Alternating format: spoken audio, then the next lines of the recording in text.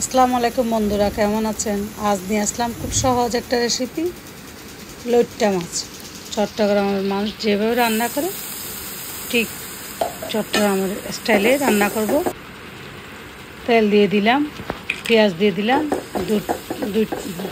দুই টুকরা রসুনের কোয়াকে কেটে দিয়ে দিলাম, মরিচ দিলাম, ধনিয়া গুঁড়া, জিরে গুঁড়া, হলুদ গুঁড়া, লবণ, অল্প পানি দিয়ে কষিয়ে নিলাম ভালো করে।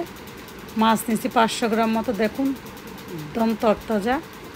দিয়ে দিলাম মাছটা, একটু নেড়ে চেড়ে দিব। নেড়ে চেড়ে একটা টমেটোকে এভাবে কাটবো, কেটে দিয়ে দিব। লইট্টা মাছ যেহেতু নরম, তাই টমেটোর সাথে সাথে দিতে হবে। এখন দিলাম 4টা কাঁচামরিচ, বেশিক্ষণ লাগবে না, সব মিলাই 10 থেকে 12 মিনিট লাগবে। এখন হচ্ছে পানিটা টেনে আসলে আমাদের মাছটা রান্না হয়ে যাবে। খুব সহজ একটা রেসিপি, যে এই মাছ রান্না করতে খুব বেশি সময় লাগে না, কাটাও সহজ, রান্নাও সহজ, খাওয়াও সহজ। আমি খুব সহজ পদ্ধতিতে দেখালাম, আপনাদের পছন্দ হলে অবশ্যই একটা